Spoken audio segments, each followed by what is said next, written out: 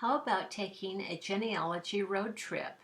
Here are some tips from experienced and novice researchers. Isn't it all online? We have lots of census records. We have original records in the language and from the country where ancestors may have been. We have other things such as immigration records. There is so much online. There are up to close to 500,000 books digitized and available. But still, no, it is not all online. You may be able to solve your problems with research and discovering some elusive ancestors and families with a research trip. So here we go. Here's some good reasons. You're going to be in the area, so why not add a genealogy component to it? It may be searching out graves that aren't on Find a Grave or Billion Graves, but that can be very useful to do also. Maybe if you're going to be in an area, you can take a little side trip to find a little more information and do some research. Maybe you're going to want to add a week or two to your vacation so that you can enjoy the benefits of being in the area. Another reason to do a research trip is that local records may not be digitized and may have very crucial information for you to solve your problems. So many things are digitized and hundreds of thousands are being added daily and weekly, but not everything is on computer and available. Also, local people may have great information and insight. They may have done research, they may know the area and be able to help you. And fourth reason why you might want to take a research trip is so you can spend concentrated time at one repository, such as the Family Search Library, Family History Library in Salt Lake, and so on. You may want to spend 3 or 4 days in one area doing research of things that are not available online. So you've decided you're going to go. Well, what must you do for a successful trip? Everyone I talked to said research.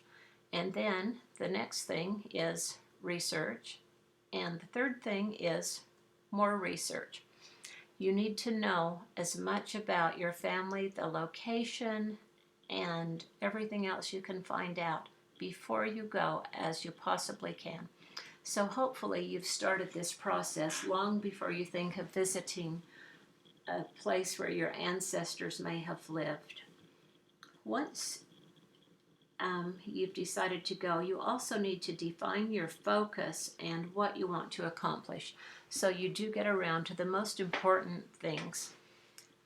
Again, this can be as simple as locating a grave, or as complicated as locating a grave, or maybe more extensive research, solving a puzzle, finding an elusive wife. But go ahead and decide what it is that you want to do. Now I'm going to talk about different things before you go. In this case, the location preparation. You need to know the exact location. To know that your grandfather came from Germany is just not going to help you to do research in Germany. You need to know very specifically where your ancestors were from. A city may or may not be enough information, but sometimes you need to be specific down to the parish and the township, or even a farm name. So again, you need to do this ahead of time. You need to know about the location. It's also really useful to put together all of the places you want to visit with addresses and phone records. This would include local societies, libraries, schools, churches, cemeteries, courthouses, and so on. And of course, you're going to make sure that when you're going to be visiting, the places will be open. So know the days that they're open and the times. And another important thing I thought about the location is that it's very useful to know about local festivals that may interfere with places to stay or different places being open. If you go to Utah to research on the 24th of July, you may find a lot of the places not open. So if you want to be part of a festival, that's fine, but just don't plan all of your research when you're going to have a lot of competition. Okay, now you need to know about the research facility. What form are the records in? Are they books, microfilm, loose papers? Um, it's helpful and will determine what equipment you may need in order to take advantage of each of these, to take advantage of what you're researching. Another thing to be aware of are all of the resources that you're looking for on site. Sometimes you may have to visit a satellite location. You may have to order in certain materials ahead of time that are kept off-site, and they will bring these in for you. So just be aware of that if you're going to have very limited time for your visit. Also, do you have to fulfill any requirements to have access to these collections? Perhaps you have to be a member of a society. You never know. So that's a good thing to ask. It may be as simple as having a photo ID, or maybe there are no restrictions, but it's good to know. Also, copying restrictions. One small society we were at, they wanted 50 cents a copy. We really wanted to take photos. We wanted these digitally. And once we figured out they just wanted a little bit of money, we said, may we pay you 50 cents a page and take pictures? They were fine with that. But be aware that there may be some restrictions, and you need to figure what those are and how you can work around it, or how you can fit that in with what you need. Also, some things are not allowed in the facility. For example, pens. They may only allow paper and pencils, so be prepared. And of course, the last thing about a research facility is there may be people on staff, either volunteers or paid members, who are familiar with the records or the area you're researching, and this is invaluable to know who might be there that you can talk to, so you can arrange your schedule to be there when they will be there. Another thing before you go, physical preparation. How long will you be there? Do you have 2 hours? Do you have 2 days, 2 weeks? You can plan that. Also, how are you going to get around parking and fees? You want to avoid things like the $50 ticket we got when we didn't move our car out of the area quickly enough. So, just be aware of these things. You'll need a place to stay and places to eat. Who's going with you? Small children? How's that going to work? Well, in our case, I dropped off my husband at the family history library, and the children and I played with Grandma and Grandpa all day. So be prepared if you have somebody with you, and if there are any limitations, take care of that in advance. Also, it's good to know the type of clothing that you might need. It's always better to dress in business casual rather than a t-shirt and cutoffs. So looking a little more professional is always a good advantage. Okay, how about technology? Computer with charger goes without saying. Camera with extra storage cards, batteries, and so on. Know how to work it and be familiar with it. Make sure it's working before you go. Another very useful piece of equipment is a digital recorder. Again, with batteries, and a lapel mic is always nice. These are very inexpensive and very useful if you end up interviewing somebody. It can be great to have that have that recording.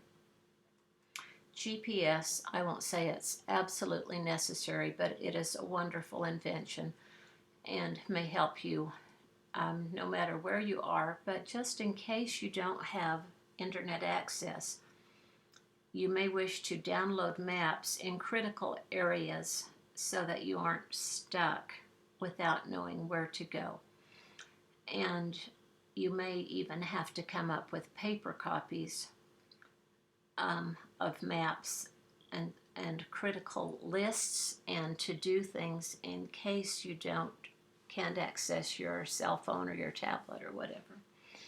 A USB flash drive is very important to take if you're working in a facility where they let you download images. And a power strip is always a good thing to have. It doesn't need to be huge, but a small one will give you maybe the critical outlets that you need to operate your equipment. Okay, another area of preparation before you go is information. You need to know what you already have, so do all your online research ahead of time, not when you get there.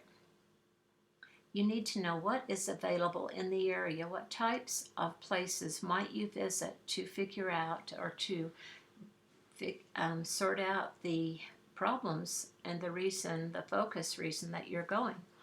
The Family Search Research Wiki is great. It will help you to know what exists, different societies, where the courthouses are, and so on.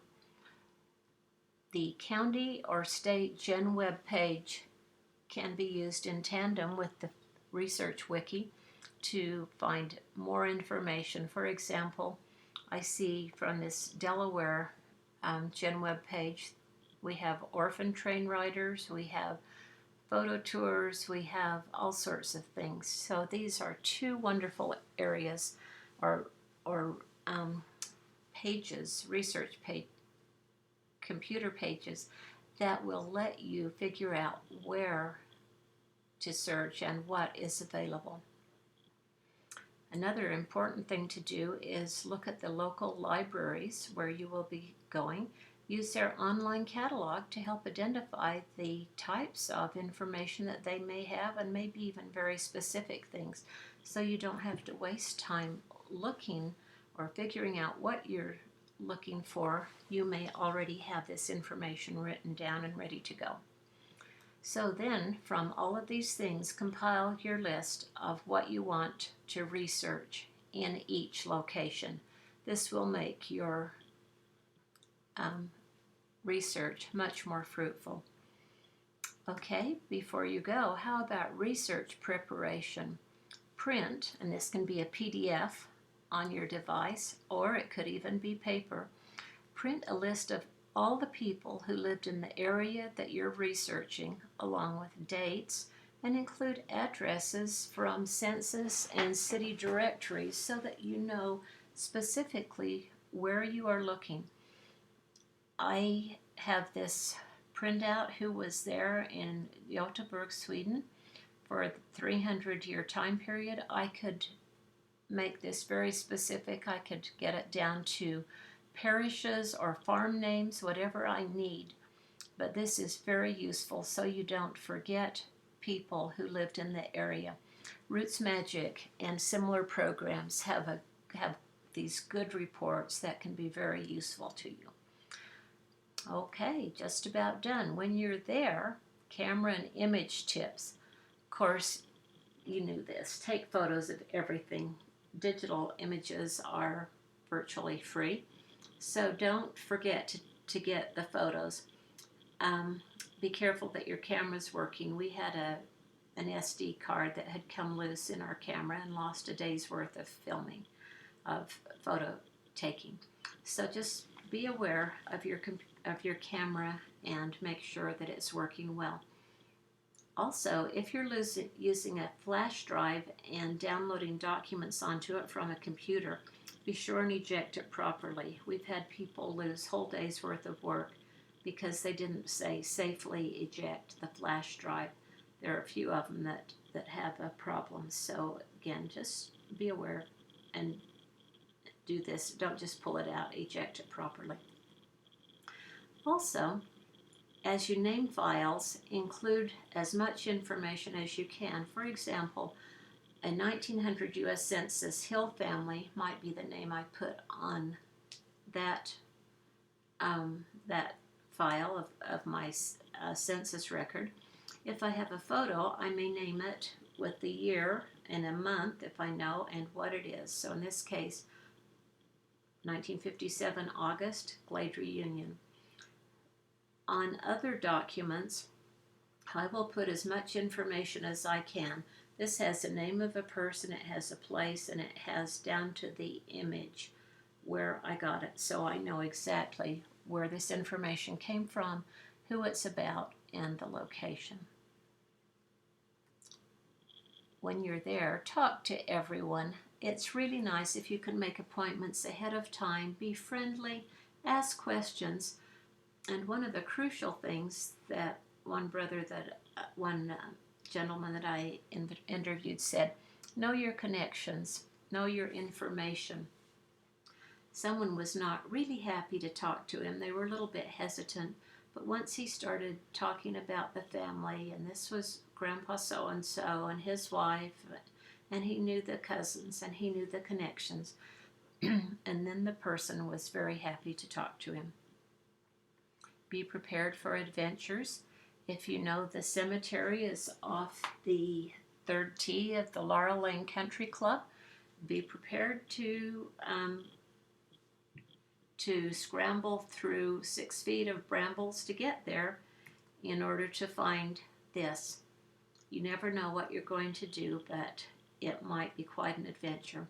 You also may have very pleasant surprises. I was orienting my daughter toward the resources at BYU Library here, and she hadn't found in the index the newspapers that she needed to look at, so I reached over and just pulled out a random case, and she looked at it and she said, oh, that's what I need, and pulled off the 2 microfilms that she needed.